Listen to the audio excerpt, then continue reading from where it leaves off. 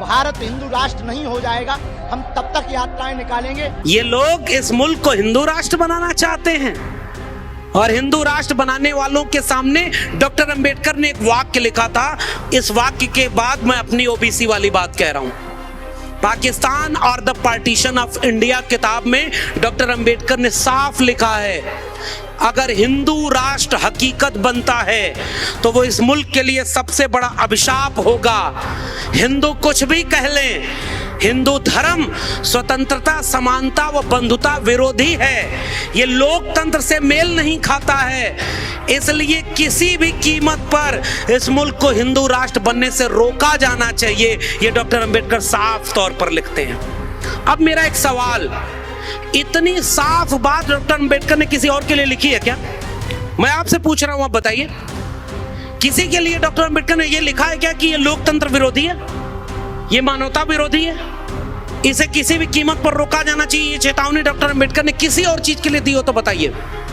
इसका मतलब डॉक्टर अंबेडकर को पता था कि इस मुल्क में कुछ दिन बाद ऐसे लोगों का भी सत्ता आएगी जो भारत के संविधान को तार तार करते हुए इस मुल्क को एक धर्म का राष्ट्र बनाने की कोशिश करेंगे। इसलिए मैं उन्हें अपना नायक मानता हूं कि हमारे नायक को पहले से पता था कि इस मुल्क के ऊपर सबसे बड़ा खतरा क्या है, और इसलिए वो लोग इंसान को इंसान से लड़ा रहे हैं। और हमारा दर्शन देखो, समाजवादी आंदोलन और त्रिवेणी संघर्ष संघ का नारा क्या था? 100 से कम न 1000 से ज्यादा, समाजवाद का यही तकाजा। इसका मतलब क्या है कि किसी के पास बहुत ज्यादा ना हो और किसी के पास बहुत कम ना हो। ऑक्सफैम की रिपोर्ट आई है 2022 में कि इस मुल्क में 1% लोग 40.5% संपत्ति पर गुजारा कर रहे हैं। समझ रहे हैं ना आप लोग? पढ़ा होगा ना आपने? यानी अगर 100 लोग इस देश में रहते हैं और 100 रुपया इस देश में है तो एक आदमी के पास 40 रुपया है। और वही ऑक्सफैम की रिपोर्ट कह रही है कि इस मुल्क के 50% लोग 3% पर गुजारा कर रहे हैं, यानी 50 लोग केवल 3 रुपए में गुजारा कर रहे हैं। और इस 50 को अगर एक्सटेंड कर दीजिए तो 90 लोग 10 रुपए में गुजारा कर रहे हैं और 10 लोग 90 रुपए का कब्जा किए हुए बैठे हैं। इसलिए हम ये बहुजन की जब बात करते हैं तो उन मुल्क के 90% लोगों की बात करते हैं जिनका 90% पैसा और संपत्ति 10% लोग कब्जा किए हुए हैं। और ये बात जान जाए ये मुल्क, इसलिए आज की डेट में इस देश की सबसे बड़ी अगर कोई जरूरत है तो वो है जाति जनगणना। अगर जाति जनगणना नहीं होगी तो ये पता ही नहीं चलेगा कि ये कब्जा करने वाले 1% लोग कौन है।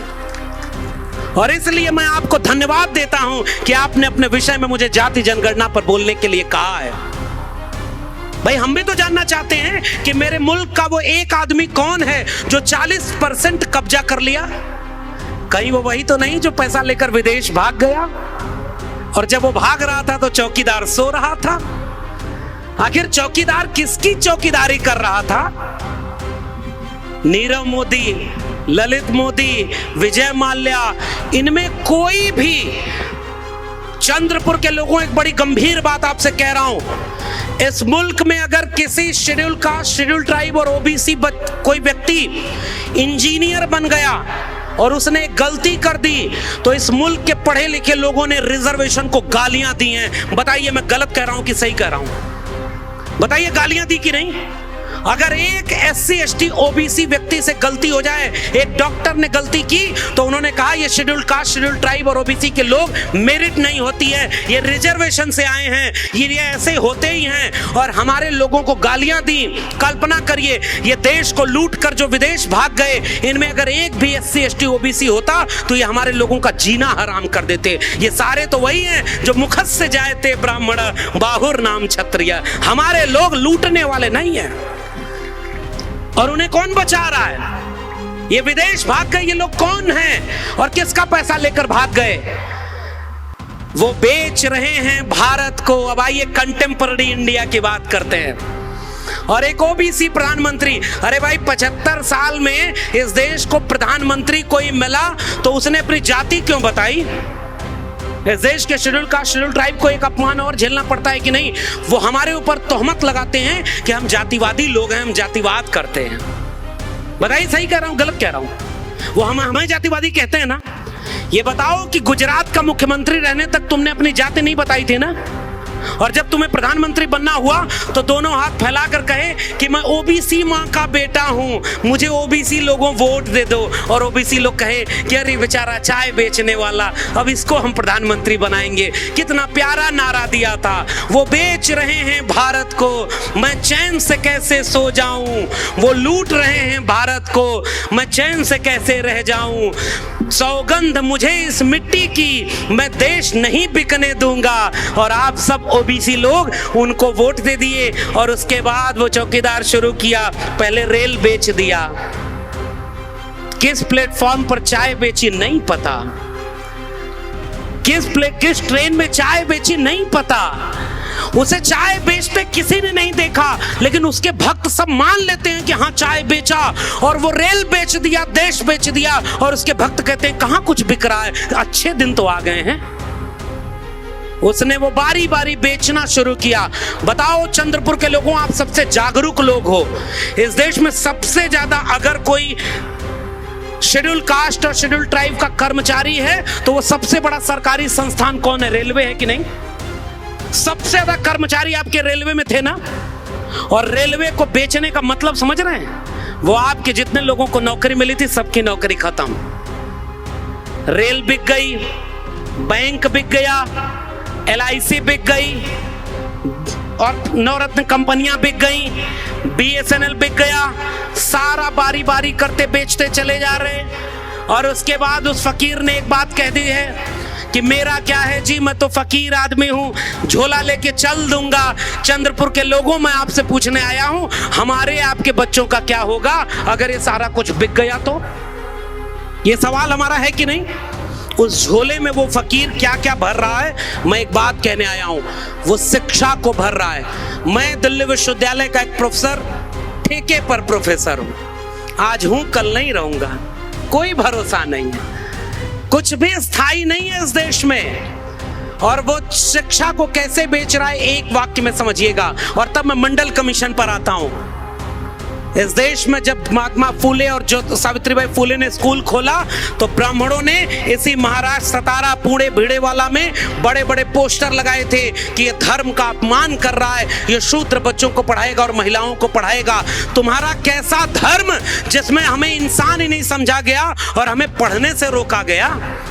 वो धर्म हमारा था क्या? वो भगवान अगर हमारा था तो मूर्ति से बाहर आकर क्यों नहीं कहा ब्राह्मण को कि ये शूद्र भी हमारा है, इसको पढ़ने का हक चाहिए? और अगर तुम्हारे भगवान ने हमें पढ़ने का हक नहीं दिलाया तो वो भगवान हमारा कैसे हुआ?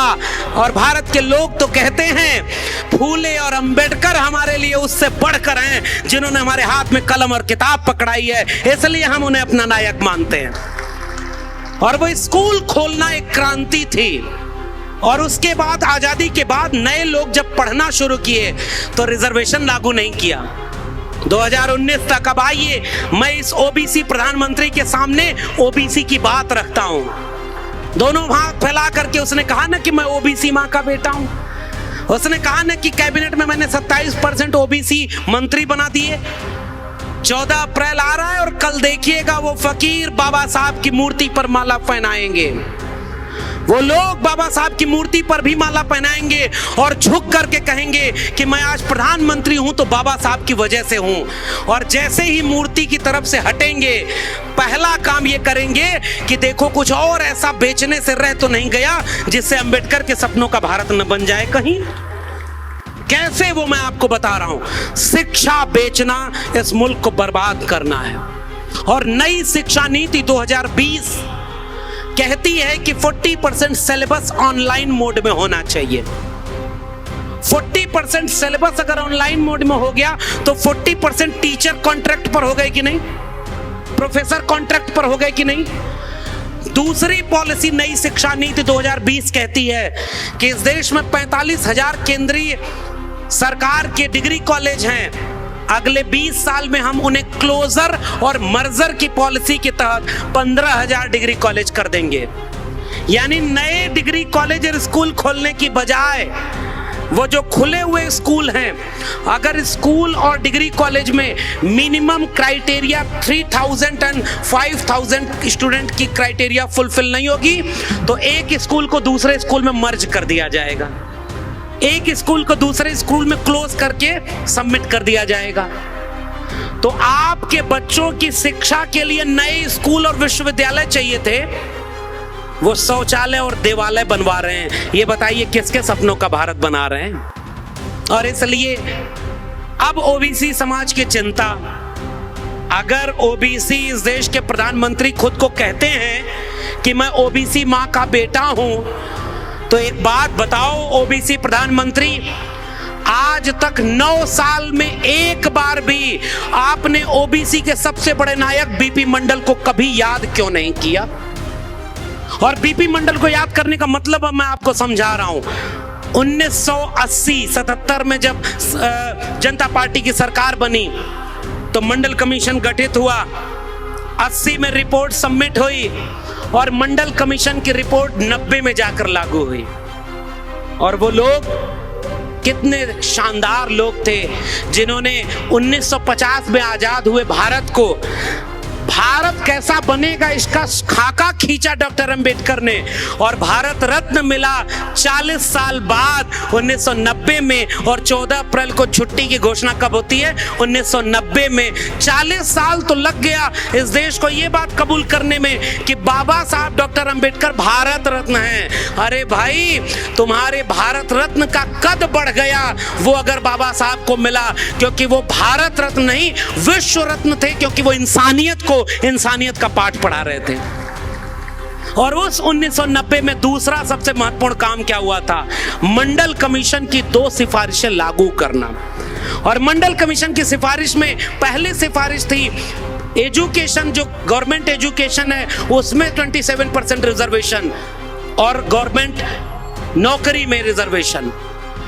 अब एक बात बताओ, इस देश के प्रधानमंत्री से ही मैं बात कर रहा हूं, छोटे मोटे लोगों को बीच में लाता ही नहीं, सीधे मेरा बात प्रधानमंत्री से। प्रधानमंत्री महोदय, एक बात बताओ, 9 साल से आप प्रधानमंत्री हो, आपने सच सच बताओ मंडल कमीशन की रिपोर्ट पढ़ी है कि नहीं पढ़ी है? मैं मानता हूं कि आपने इंटायर पॉलिटिकल साइंस में डिग्री ली है, और मैं ये भी कह रहा हूं कि प्रधानमंत्री की डिग्री फेक नहीं है। जब कंप्यूटर में वो फॉन्ट नहीं आया था तब भी उनकी उस फॉन्ट में डिग्री बन गई। मैं प्रधानमंत्री पर कोई सवाल नहीं पूछ रहा, मैं प्रधानमंत्री से एक सवाल कर रहा हूं, बताओ मंडल कमीशन की रिपोर्ट आपने पढ़ी है कि नहीं पढ़ी है? और अगर पढ़ी है तो बताओ उसमें लिखा है कि नहीं कि इस मुल्क के 52% आबादी, 52% लोग ओबीसी हैं, 3743 जातियां ओबीसी की हैं। और 1993 में जब इंदिरा साहनी जजमेंट के बाद यह नियम बना कि चूंकि अपर लिमिट सुप्रीम कोर्ट ने तय कर दी कि 50% से ज्यादा रिजर्वेशन ओबीसी को सब मिलाकर नहीं हो सकता, तो ओबीसी को रिजर्वेशन कितना मिला? जोर से बोलिए, कितना मिला? 27% मिला। और मंडल कमीशन की सिफारिश कह रही है अगर ओबीसी के साथ न्याय करना है तो इस रिजर्वेशन को उतना करना होगा जितनी ओबीसी की पॉपुलेशन है। लिखा है कि नहीं मंडल कमीशन में? अब इस देश के प्रधानमंत्री फकीर साहब मुझे जवाब दें, अगर आप ओबीसी के हितैषी हो तो जैसे ही आपने 10% सुदामा कोटा ईडब्ल्यूएस लागू कर दिया तो 50% अपर लिमिट खत्म हो गई कि नहीं हो गई? बताइए भाई जोर से। अगर 10% सुदामा कोटा समझ रहे हैं ना? सुदामा का कहानी जानते हैं? अरे वो एक गरीब ब्राह्मण एक गांव में रहा करता था। ब्राह्मण गरीब हुआ तो उसके नाम के आगे लिखा गया कि एक गरीब ब्राह्मण था। इस मुल्क के SC ST OBC 90% गरीब बनाए गए और कभी इस देश में उनके नाम के आगे गरीब नहीं लिखा गया, क्योंकि मान लिया गया था कि ये लोग तो ऐसे ही कंगाल लोग हैं। हमारे लिटरेचर में भी हमें अपमानित किया गया।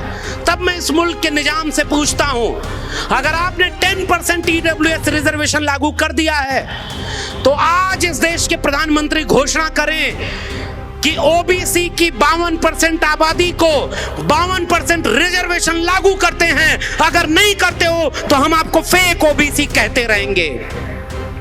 और अगर 52% रिजर्वेशन लागू नहीं कर रहे तो एक काम और कर लो, जरा गिन लो कि कितने ओबीसी हैं।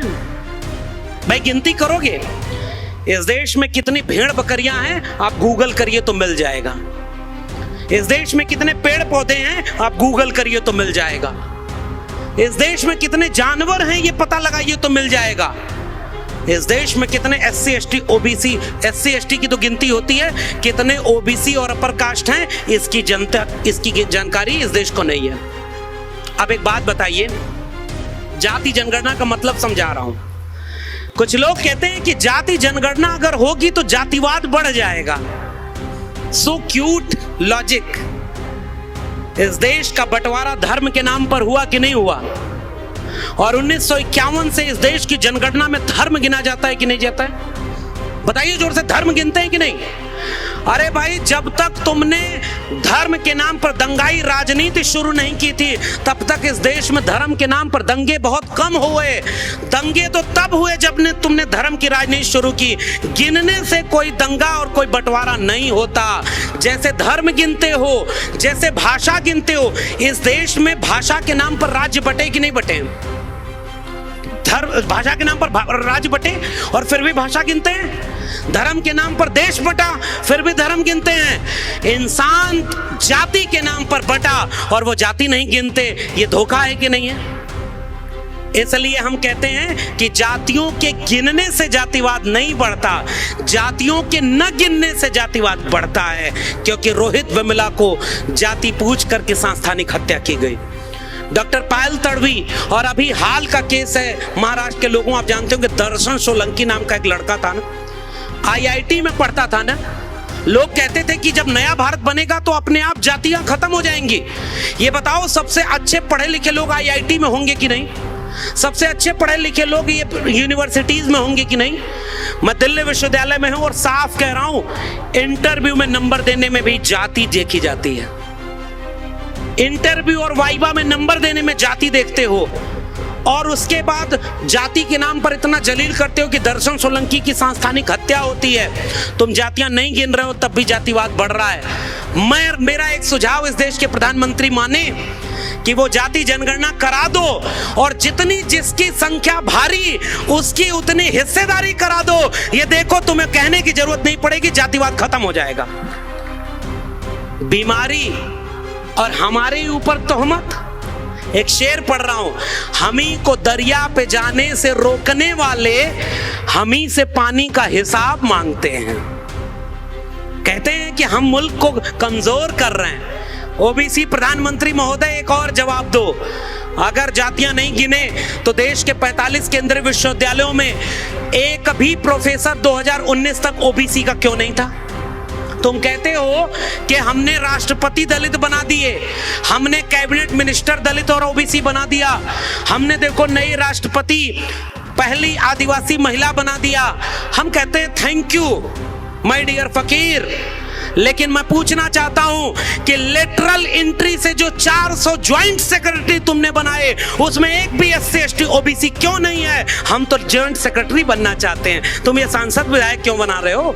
वो तो अपने दम पर बन जाएंगे।